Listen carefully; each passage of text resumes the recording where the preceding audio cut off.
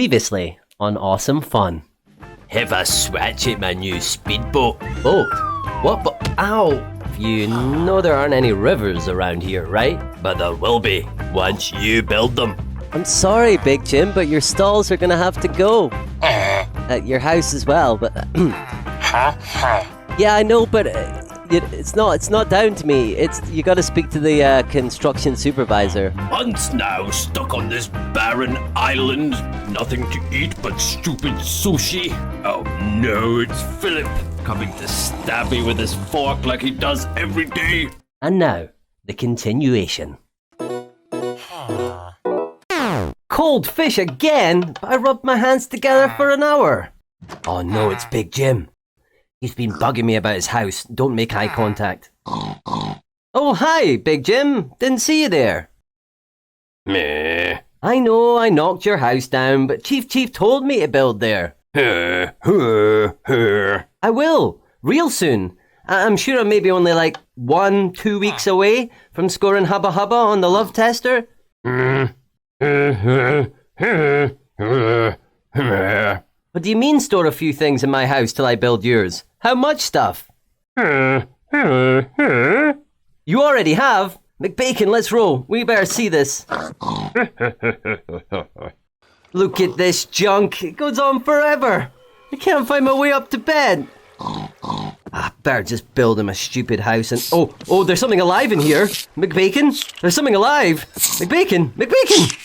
Awesome fun. What is up, dudes, dudettes, and dudes who defy description? My name is Oz, and welcome back to another episode of Awesome Fun in Minecraft. Now, as soon as the house is full of junk, McBacon and I have bailed out and are hiding down here. But before we escaped, I luckily found a little note from our friend Big Jim about his house. And we can see he writes, Dear Oz, I want a house with Gothic arches. I'll need a high-tech workshop for my inventions and somewhere to put my stock. And also want a new stall. I've already built a stall. And a garden. A garden? That must be like a garden. And hurry up.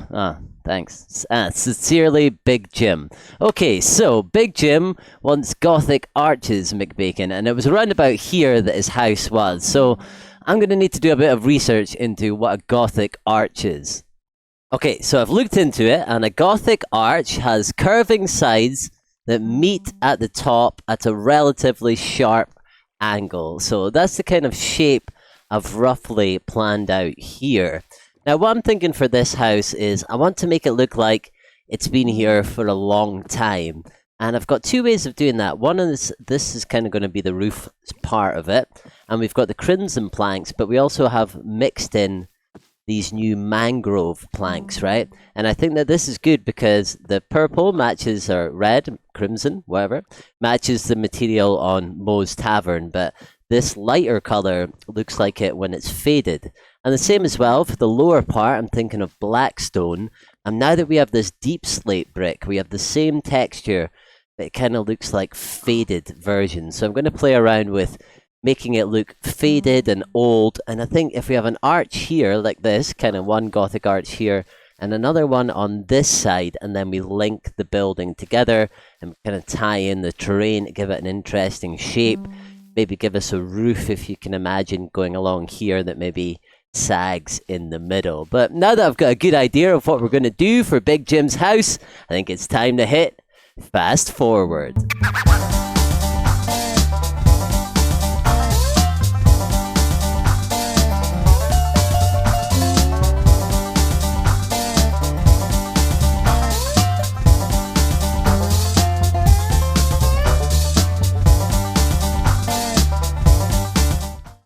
Once on this island, all because of that idiot. Nothing to eat but fish. Everything smells of fish. Even my farts.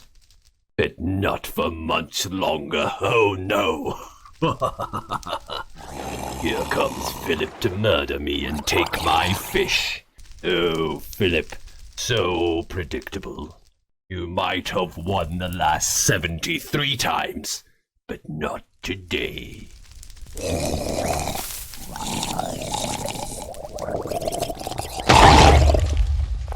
It worked! Thanks for the boat, Philip! Freedom is mine! Gee, this boat reeks of fish! Typical! So here we have Big Jim's house, or hoose as he would say, and I am loving it. I like her Gothic arches and the kind of Gothic colour scheme, I guess, as well. And this arch here too is looking wicked. Now, we have built some things to Jim's specification. He gave us the blueprints for this design here. So this harnesses energy from lightning. It takes it in and it powers up this battery here. So this was Big Jim's own device to power up his workshop. So I thought, because we've done most of the exterior here in the time lapse, let's build the interior together. So this area here, I think, is going to be Jim's lab. So what works good for a lab floor texture is the good old blast furnace. So we'll pop these down on here and we'll make this section here his laboratory, where he's got nice and light from the window and the skylight as well. Now we'll make this a sort of bedroom area over here. So I think glazed terracotta would be good with the red and black design. Let's see. Yep. Perfect. We place it like that. I thought I would have to do 1,000 cuts of that, but we appear to have the rhythm of it. Oh yeah. Now the other good thing I found out about this place here is that it has a little cave underneath. So we can see here, yeah, there's a bit of a leak, so I've been trying to collect the water, but I think it'll be okay for storing all of Big Jim's stock. So Big McBacon, I think, can start moving this over here so we can get it out of our house. That's what I think anyway, for sure. Now back to our designing and the interior. So because this is a work area, let's try some smithing tables along the side here to give us one workbench, and then we'll use a spruce trapdoor to make another workbench here. Now we'll place it there so we can still put things on top. Now, of course, I'm loving the new mangrove trapdoor.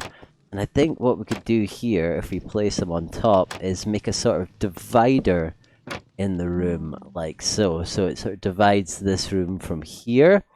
Now, I think with these entrances, we're going to put on the mangrove door. But what we'll do here is actually place another divider, because this will be a false door. So we can place this on the outside here. Now, obviously, we can come through here, open those, and go through. But we're going to have an actual door right here as well. Now, what this means is that Big Jim will come in here to go to his bed, and then he'll come out here to go to his stall, and we can hopefully keep him nice and safe and stop him from falling off the edge. But a little bit more on that later on. So let's continue on in here. I've got some tripwire hooks that we can use to slap up on the wall here. We can hang some tools there when I do some fine detailing. We've also, of course, got his bed that we're going to place down. Let's see, I want it to sit nice. Yeah, there, so the edges sit within those circles there. Now, we don't want Big Jim to fall down into the basement there, so we'll put in a little trap door. And then in the corner, I think we'll go for a classic table with the lightning rod and the black carpet on top as well. So this place is looking pretty homely. I think I'll throw in a few more finer details as well, and I also better get to work on the garden and the stall, but it's all coming together. Is that the last box? Thanks, buddy. I appreciate you clearing all that down here for me. Okay, folks, we have finished Big Jim's garden, as you can see here. And let me give you a little tour of everything we've got. So one of the main things is the stall itself. So this is Big Jim's Wonders O' the Worlds, because of course he sells things from all three worlds. This one, the Nether, and the End Dimension as well. We've got it here in the Standard Galactic. And of course, where would we be without asking about the Underpearls, the most famous product we can see right there that he sells. And one thing I really love in this stand that you can see here, that we've got this little arching stand, it's sort of based on the the one that you get that spawns naturally, but my sort of own version, and I wanted it on a curve as well. So we can see here he's got like nether wart stuff in the box there. He's got crystals for sale. I love the hanging trident. I think that is absolutely wicked. So here's his stall where he sells all his goods. Now in his garden, we have got this amazing tree, and this is a very unique tree. This is a chorus plant tree fusion. It's like Big Jim's own design, and this actually grows, and you can see some of them fall off, chorus fruit. So you don't have to grow it and then break it. It just naturally produces the chorus fruit, which of course Big Jim collects and sells in his shop. And if we come behind into this area here, we can see he's got some spare stock in these boxes here, and also in his garden he has these nether wart that he uses, of course, in the shop, and he also grows crystals here. You can see a little shard falling on the side there too. So a little garden, but a nice one. Now you might notice there's not really a gate here, and that's to help manage the villager situation. So inside here we have Big Jim's bed where he'll go to sleep, and then he'll come out here. His workstation's here, so you'll stand here and you'll get a nice view of him working at his shop. And we've actually got prickly berries underneath here to stop him going that way, because otherwise he would walk up on here and walk and then fall in the river, because that's the kind of thing villagers do. And also it prevents any other villagers from coming in and getting stuck. So that's his lovely garden. Inside we added a couple of little things here, some tools hanging up, a little micro block and things as well. And I like the idea that he's transforming these crystals into end crystals, maybe hammering them into shape as well. So that's pretty cool. He's also got this book, his secret book, Keep Oot. Oh, okay, well, better not look at that. But that's his book for his notes on his things that he's working on. But also got a little clock here for him. I'm not sure why it's gone in shadow. The item frame stand things do that every now and again. And then if we come down to the cave, we've converted it into a nice little storage area for Big Jim here. Now I believe McBacon did drop us off some amethyst shards, so let's get that into here, and that'll be the last of all the things that Big Jim was storing in my house. So our house is now nice and clear, but you can see he's got all the things from all the different dimensions, all his unique little items, his red broccoli in there. He's even got like these cool little items here, things like shulker boxes. We can put that in there too. And also here's the secret thing. He thinks I don't know about this, but if you hit this button here and quickly open here, you can see this is where he keeps his rarest of all treasures, like conduits and recovery compasses, netherite. Look at all that netherite in there. There's even a block as well, and all those shells. So here's all his secret treasures in the basement. So I think we can now call this complete, and time to see what the man thinks himself. So what do you think, Big Jim? Pretty good. He loves it on the inside. Another episode is done, and I can't wait to see what the next one brings. Thank you as always for spending this time with me. I've loved spending this time with you, and I hope you like. You can see just over my shoulder there our new addition to the village, Big Jim's house. Oh yes, and one thing I'm really happy about, even if Big Jim is always a bit salty, at least the house isn't full of junk anymore, and me and McBacon can relax in front of a roaring fire. Well, I'll see you next time, folks. You take care out there. Bye-bye! Oh no! McBacon! The thing is still here! The living thing! It's chasing me! McBacon! I can't even burn it down! The fire takes off! Oh no!